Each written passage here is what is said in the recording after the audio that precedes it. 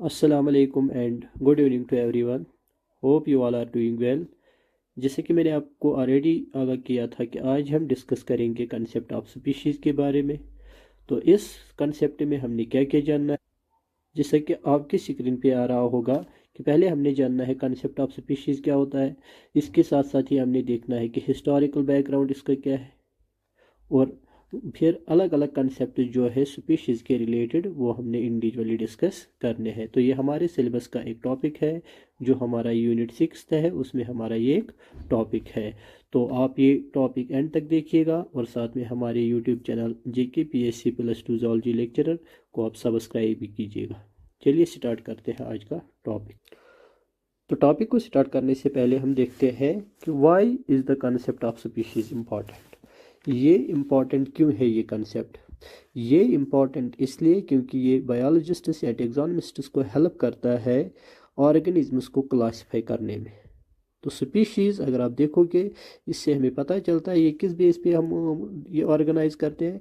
हम देखते हैं कि ऑर्गेनिज्म में कितनी डिफरेंसेस है और सिमिलरिटीज़ है। जिन ऑर्गेनिज्म में ज़्यादा सिमिलरिटीज़ है उनको हम एक ग्रुप में रखते हैं, और जिनको डिफरेंसेस होते हैं उनको अलग अलग ग्रुप्स में हम रखते हैं, ताकि जो वास्ट डाइवर्सिटी है इसको स्टडी करने में हमें ईजी हो जाए।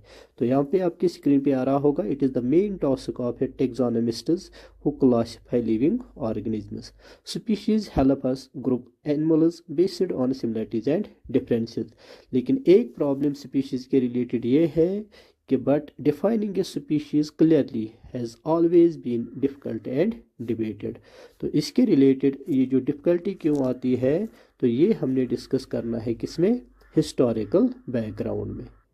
अगर हम हिस्टोरिकल बैकग्राउंड की बात करेंगे, historical attempts to define species, तो फर्स्ट ऑफ ऑल क्यूवियर 1829 में आता है और वो इस स्पीशीज़ कंसेप्ट को डिफाइन करता है। और ये क्यूवियर क्या कहता है, स्पीशीज़ होता क्या है, group of organisms descended from common parents and resembling each other. तो ये कहता है कि स्पीशीज़ हम उस ग्रुप ऑफ ऑर्गेनिज्म को कहते हैं कि जो एक ही कॉमन एंसेस्टर से आया हो, जिनका एक कॉमन एंसेस्टर हो और साथ में वो एक दूसरे से रिजेंबल भी करते हो। तो क्यूवियर का जो कंसेप्ट था ये मेनली फोकस्ड था कॉमन एंसेस्ट्री पे और सिमिलर फीचर्स पे। इसके बाद फिर कोशिश की चार्ली डार्विन ने 1859 में इस चीज़ को डिफाइन करने की। तो उन्होंने क्या कहा, चार्ली डार्विन जो है वो इसको क्लियरली डिफाइन नहीं कर पाता है, लेकिन वो भी क्या कहता है कि believed species changed over time. तो वो इसको क्लियरली डिफाइन क्यों नहीं कर पाता है, रीज़न ये था कि वो कहता है कि जो ये स्पीशीज़ है ये टाइम के साथ चेंज होती है, जैसे कि उन्होंने कंसेप्ट ऑफ एवोल्यूशन का दिया है। So a fixed definition was hard.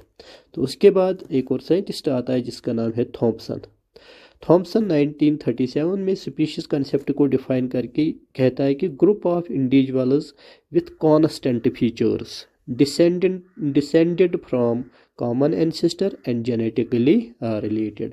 तो ये एक और पॉइंट इसमें ऐड करता है, ये कहता है कि ये जेनेटिक रिलेटेड होने चाहिए, जेनेटिकली रिलेटेड होने चाहिए। एक तो इनका कॉमन डिसेंडेंट होना चाहिए, इनके जो फीचर्स है वो एक दूसरे से मैच होने चाहिए, और साथ में ये जेनेटिकली भी रिलेटेड होने चाहिए। तो अगर हम डॉब्सन सिके के कंसेप्ट की बात करेंगे तो ये कहता है, a species is a category that remain stable despite evolutionary changes. तो ये कहता है कि ये वो ग्रुप होता है ऑर्गेनिजम्स में जो कितने भी एवोल्यूशनरी चेंजेस क्यों ना आए, लेकिन ये जो ग्रुप होता है ये स्टेबल रहता। तो इसके बाद अगर हम बात करेंगे मायर की, तो मायर ने 1942, ये इंपॉर्टेंट डिफिनीशन है, ये आप अच्छे से याद रखिएगा। तो मायर ने 1942 में जो डिफिनीशन दी है इसी को हम बोलते हैं फिर बायोलॉजिकल स्पीशीज़ कंसेप्ट भी। जो मायर ने दिया है इसी कंसेप्ट को कहते हैं बायोलॉजिकल स्पीशीज़ कंसेप्ट। तो ये क्या कहता है, ये कहता है कि एक्चुअली जो स्पीशीज़ होता है इसमें ग्रुप ऑफ ऑर्गेनिजम्स होते हैं, इसमें ग्रुप ऑफ ऑर्गेनिजम्स होते हैं या इंडिविजुअल्स होते हैं जो एक दूसरे के साथ इंटरब्रीड करते हैं, और इंटरब्रीड करने के बाद ये क्या करते हैं, ये फर्टाइल ऑफस्प्रिंग को प्रोड्यूस करते हैं। Group of population interbreeding in nature but reproductively isolated from others. Example जैसे कि हॉर्स, अगर हम एक एग्जाम्पल देखेंगे तो ये कहता है कि अगर हम हॉर्स और डंकी को लेंगे तो ये आपस में इंटरप्रेट करते हैं, लेकिन वहाँ पे जो प्रोड्यूस होता है वो म्यूल प्रोड्यूस होता है। लेकिन म्यूल जो होता है, बट म्यूल इज़ ए सिटेराइल, वो सिटेराइल होता है। इसलिए इन्होंने कंसिडर किया है कि हॉर्स और डंकी अगर आपस में ये इंटरब्रीड करते भी है, लेकिन एक फर्टाइल ऑफस्प्रिंग को प्रोड्यूस नहीं कर पाते हैं। तो इसलिए हॉर्स की स्पीशीज़ अलग है और डंकी की स्पीशीज़ जो है वो अलग है। इसके बाद आता है जिमरमैन। तो जिमरमैन इस कंसेप्ट को कैसे डिफाइन करता है? It gives A confusing definition, groups like look similar but it is not always reliable. तो ये कहता है कि जो भी ऑर्गेनिजम्स एक जैसे लगते हैं तो उनको आप स्पीशीज़ में लाइए, लेकिन ये रिलेबल कंसेप्ट नहीं है। इसके बाद अगर हम देखेंगे, ब्रोगमेयर 1963 में कहता है कि species are biological units based on real facts not just appearances. तो ये कहता है कि हमने मॉर्फोलॉजी पे, सिर्फ मॉर्फोलॉजी पे फोकस नहीं करना है, हमने देखना है कि इनके कॉमन डिसेंडेंट्स होने चाहिए, इनकी जेनेटिकली रिलेटेड होने चाहिए। तो इसके बाद जो नेक्स्ट आता है वो है विल्मोथ। विल्मोथ क्या कहता है? Independent unit living freely in the nature. तो ये कहता है कि जो स्पीशीज़ होते हैं ये एक इंडिपेंडेंट यूनिट होता है जो फ्रीली नेचर में एग्जिस्ट करता है। तो विल्मोट जो कहता है कि ये कहता है कि ये जो स्पीशीज़ के और स्पीशीज़ में जो इंडिविजुअल्स आते हैं ये differ not only in looks, ये एक दूसरे से जो बाकी स्पीशीज़ होते हैं उनसे ये सिर्फ लुक में डिफरेंट नहीं होते, ये फिजियोलॉजी में भी डिफरेंट होते हैं, ये बिहेवियर में भी डिफरेंट होते हैं और ये जेनेटिक्स में भी डिफरेंट होते हैं। तो ये जो था ये इसका हिस्टोरिकल बैकग्राउंड था। तो हिस्टोरिकल बैकग्राउंड में हमने चेक किया कि हमने कहाँ कहाँ से चेक किया। हिस्टोरिकल बैकग्राउंड में हमने पहले देखा कि क्यूवियर आया, उसने इसको डिफ़ाइन किया। फिर चार्ल्स डार्विन, उन्होंने ज़्यादातर वो डिफ़ाइन नहीं कर पाए क्योंकि उनको लग रहा था कि स्पीशीज़ जो है वो टाइम के साथ चेंज होती है, इसलिए अगर हम आज कोई डिफिनीशन देंगे तो वो में भी कल चेंज हो सकती है। उसके बाद थॉमसन डिफ़ाइन करता है, फिर डोब्जन-सिके आता है, तो फिर मायर जो है, मायर की डिफिनीशन जो है ये ज़्यादा इम्पॉर्टेंट मानी जाती है और इसी डिफिनीशन पे जो कंसेप्ट बायोलॉजिकल कंसेप्ट है वो बेस्ड है। उसके बाद जिमरमैन आता है, फिर बोर्गमेयर आता है और विल्मोथ आता है। तो ओवरऑल जो सबका एक कंसेप्ट था, अगर हम देखेंगे ओवरऑल जो इसमें कुछ मेन चीज़ें हैं तो सारे लगभग इस पे फोकस करते हैं कि स्पीशीज़ में जितने भी ऑर्गेनिजम्स होते हैं उनका एक कॉमन डिसेंडेंट होना चाहिए, वो जेनेटिकली एक दूसरे के साथ रिलेटेड होनी चाहिए, उनके मॉर्फोलॉजिकल कैरेक्टर्स जो है वो एक दूसरे से मैच होनी चाहिए। तो साथ में फिर ऐड होता है कि ये आपस में रिप्रोडक्शन करके एक फर्टाइल ऑफस्प्रिंग को प्रोड्यूस करने चाहिए। अगर ये कैरेक्टर्स एक ग्रुप में प्रेजेंट है तो उनको हम कंसिडर करते हैं ये एक स्पीशीज़ है। तो स्पीशीज़ कंसेप्ट से क्या होता है कि हम बहुत सारे ऑर्गेनिजम्स को, अगर हम एक ऑर्गेनिज्म पढ़ते हैं फिर हमें सारे ऑर्गेनिजम्स के रिलेटेड बहुत सारी इंफॉर्मेशन जो है वो हासिल हो जाती है। अब हम आते हैं डिफरेंट कंसेप्ट्स ऑफ स्पीशीज़ पे।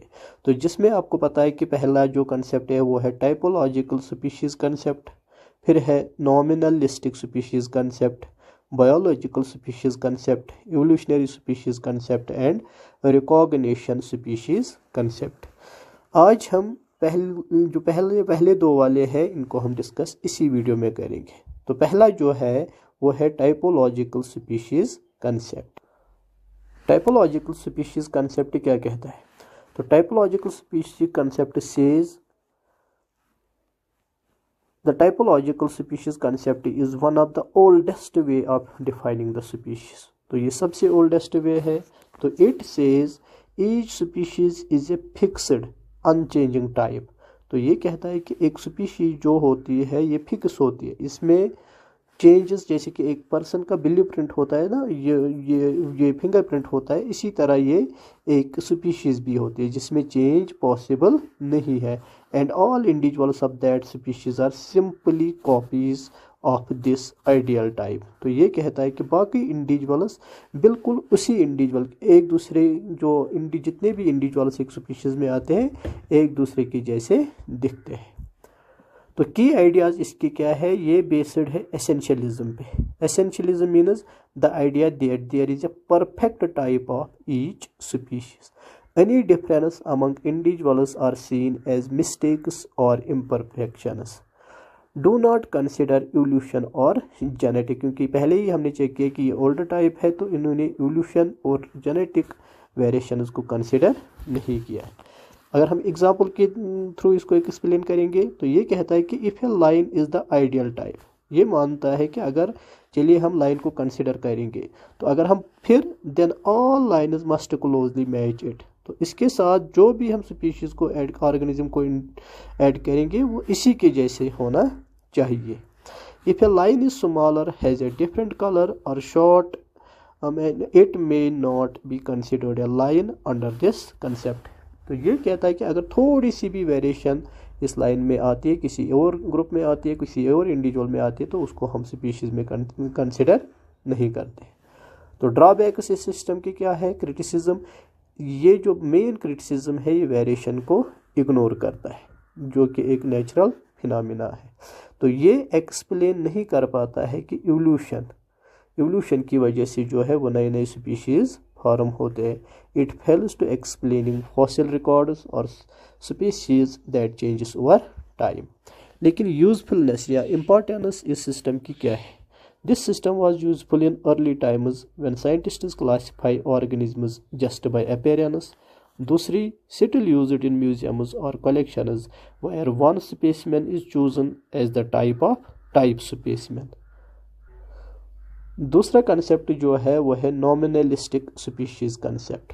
तो नॉमिनलिस्टिक स्पीशीज़ कंसेप्ट क्या कहता है? The nominalistic species concept says species are not real. तो ये बिल्कुल कहता है कि जो स्पीशीज़ है, स्पीशीज़ का जो कंसेप्ट है ये एक ह्यूमन क्रिएशन है, ये एक ह्यूमन ने लाया है। अदरवाइज जो एक सिस्टम होता है, एक एनवायरनमेंट होता है, वहाँ पे स्पीशीज़ एग्जिस्ट नहीं होती है, वहाँ पे एक इंडिविजुअल एग्जिस्ट होता है। तो ये कहता है कि एक्चुअली एनवायरनमेंट में इंडिविजुअल्स एग्जिस्ट होते हैं। फिर ह्यूमन ने क्या किया है, अपनी इजीनेस के लिए, ताकि ऑर्गेनिजम्स को ईजिली स्टडी कर पाए, तो उन्होंने कंसेप्ट ऑफ स्पीशीज़ लाया है। तो यही कहता है species are not real natural groups, they are just names given by humans for convenience। तो इसके की features, species are not natural units, they do not actually exist in nature, only individuals are real, species names are just human inventions used to make classification easier, developed as a reaction against typological thinking। तो जो ये concept है ये किसने propose किया? This concept is associated with early philosophers and some modern nominalists. It opposes the idea of fixed types और universal definitions. तो example अगर हम देखेंगे तो ये कहता है you see 100 sparrows in a park. According to this concept, there is no such thing as sparrow species in nature. We just call all of them sparrows because they look alike. It is a name, not a natural group. तो साथ में अगर हम देख